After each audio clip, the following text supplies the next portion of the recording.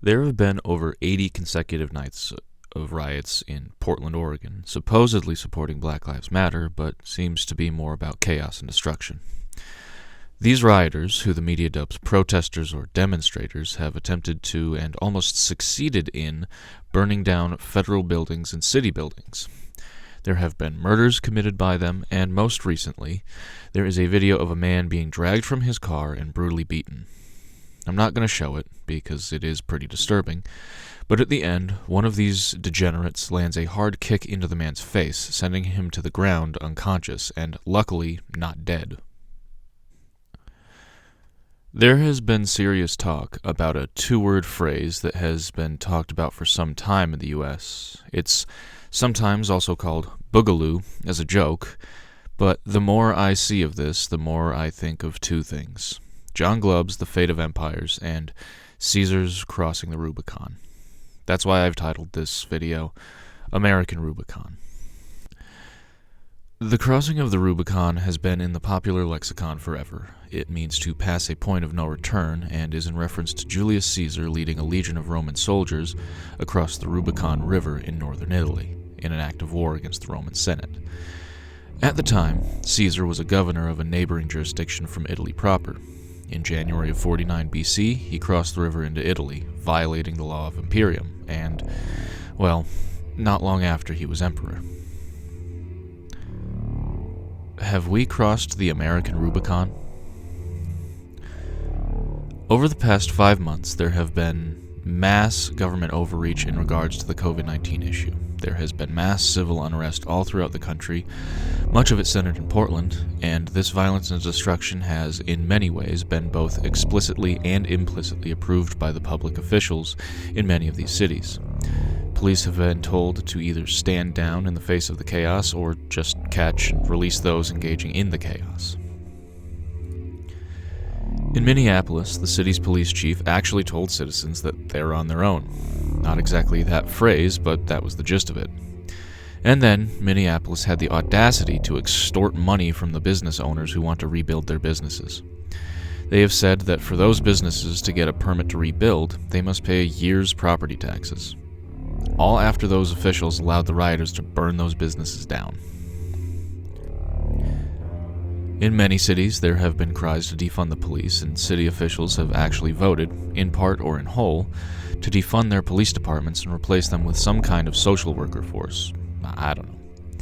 Seattle's Carmen Best resigned after a partial defunding of her police department, and I don't blame her. At some point, you just have to let the fire burn itself out. There was also a story I saw recently about the possibility of mass evictions if there is a lifting of a moratorium on rent payments. Usually, I would say lift the moratorium. People can't live somewhere for free forever, but this situation is different.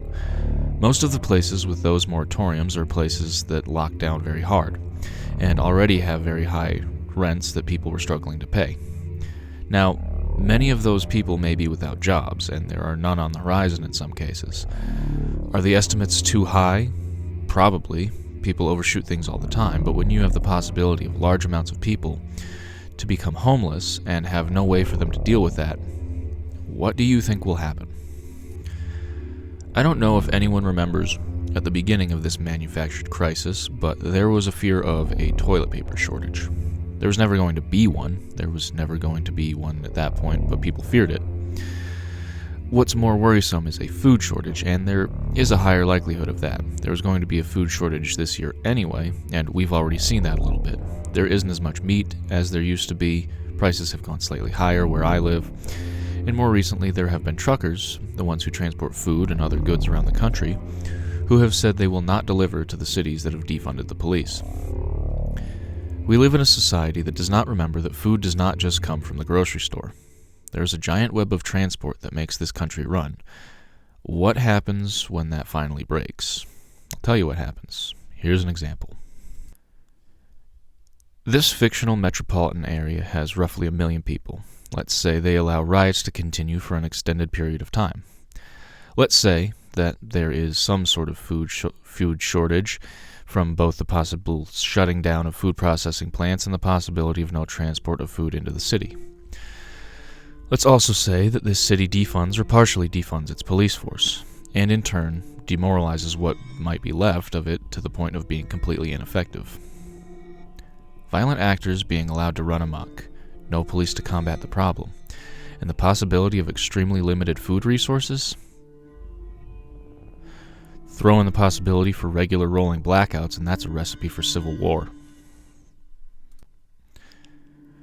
That's completely hypothetical, but not implausible. There isn't a place where all of those things have all come together yet, but it definitely could. At some point, the citizens will realize that there is no help coming and may take matters into their own hands. People have now been openly saying this. It reminds me of a question my friend asked me in high school. He was on the debate team, and one of their questions was, if the legal systems in a country break down, is vigilantism justified?